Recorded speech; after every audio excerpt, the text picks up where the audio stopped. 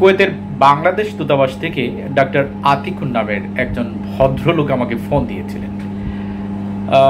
Doctor Atikur নামের কেউ তো কুয়েতস্থ বাংলাদেশ দূতাবাসে নেই, কারণ মাননীয় রাষ্ট্রদূত থেকে শুরু করে জ্যেষ্ঠ যেসব কর্মকর্তারা রয়েছেন সবাইকে আমি ভালো করে চিনি এবং জানি। তো ওই ডাক্তার ভদ্রলোককে আমি জিজ্ঞেস করলাম যে আসলে কি প্রয়োজন আমার সঙ্গে। তখন তিনি বললেন কোভিড টেস্টের কিছু ডকুমেন্টস আমার কাছ থেকে উনি নেবেন। বুঝতে আর বাকি রইল না যে আসলে এই ভদ্রলোক ভুয়া এবং প্রতারক একজন ব্যক্তি। তো তার সঙ্গে আমার কিছু কথোপকথন হয়েছিল, চলুন শুনে আসি। ব্যবসা তো নিশ্চয়ই অনেক ব্যবসার তো ধরন আছে না, ব্যবসার তো অনেক ধরন আছে। যে আপনি এইসব ব্যবসা যদি করেন তাহলে তো একজন মানুষকে অসহায় করে ফেলেন। আপনারা বড় বড় লোকদেরকে আপনারা একদম স্পেসিফাইড করে ধরেন, কিন্তু এরকম যখন আপনি একজন অসহায় মানুষকে আপনি একটা প্রবলেমে ফেলে দিবেন আপনার এই যে ষড়যন্ত্রের মাধ্যমে, তখন তো আপনার কি খারাপ লাগবে না আপনি যখন শুনবেন যে অসহায় মানুষটা আপনার ফাঁদে পা দিয়েছে? না, এই 20,000 টাকাতে ওদের কিছু হয় না। কি বলেন 20,000 টাকা কিছু হয় না? আপনি জানেন এই প্রবাসে মানুষ কত কষ্ট করে পয়সা রোজি করে, কত কষ্ট করে মাথার ঘাম পায়ে ফেলে। বলছি, আপনি কি জানেন যে যে দেশের পোলাপান কত কষ্ট করে আইটি নেওয়ার চেষ্টা করে? সেটা তো জানি। আপনি আমি আমি শুনি, আমি আপনাকে বলি একটা জিনিস, 50 পয়সা কেউ ধোঁয়ায় উড়িয়ে দেয়, আবার এই 50 পয়সার এখানের একটা প্যাকেট কবজ দিয়ে রুটি দিয়ে কখনো কেউ ব্রেকফাস্ট, কেউ লাঞ্চ এবং ডিনার করে। আর আপনাদের মতো যারা আছে তারা 50% ধোঁয়ায় উড়িয়ে দেয়। তাহলে কি আপনি মনে করেন এই মানুষগুলোকে সুখে আছে? আপনি বলছেন 20,000 টাকা তাদের জন্য নাথিং।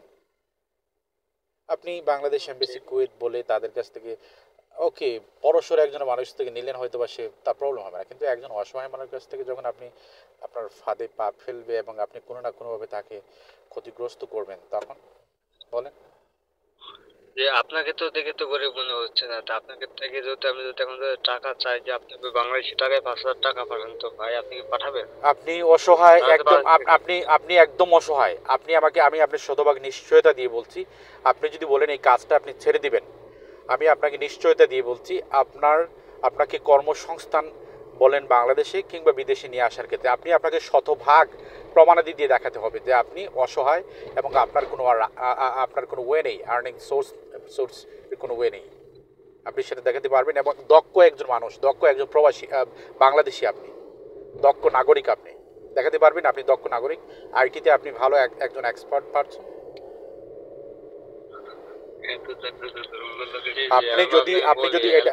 আপনি যদি এটা দেখাতে সক্ষম হন, আমি আপনাকে নিশ্চয়তা দিয়ে বলছি, অন্তত আমার সফলতা হবে যে এই আপনাদের মতো একজনকে আমি রাস্তায় ভালো পথে নিয়ে আসতে পেরেছি, সেটা আমার সার্থকতা।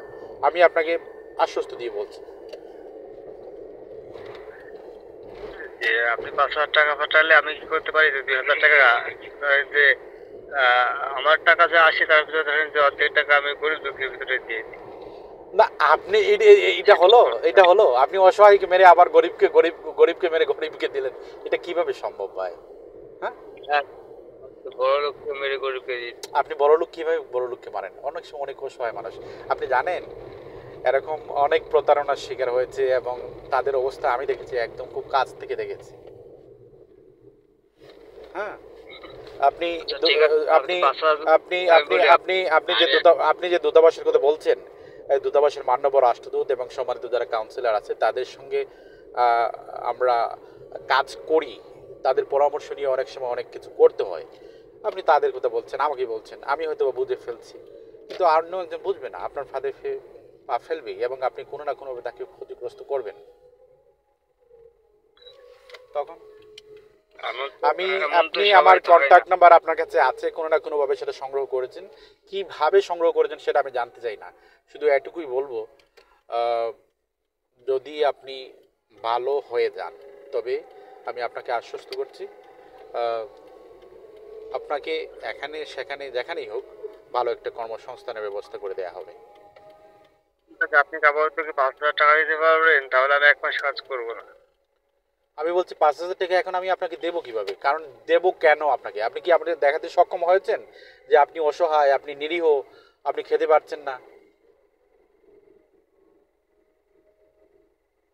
ঠিক আছে, তাহলে আমার কাছে আমাকে করতে দেন। ওকে।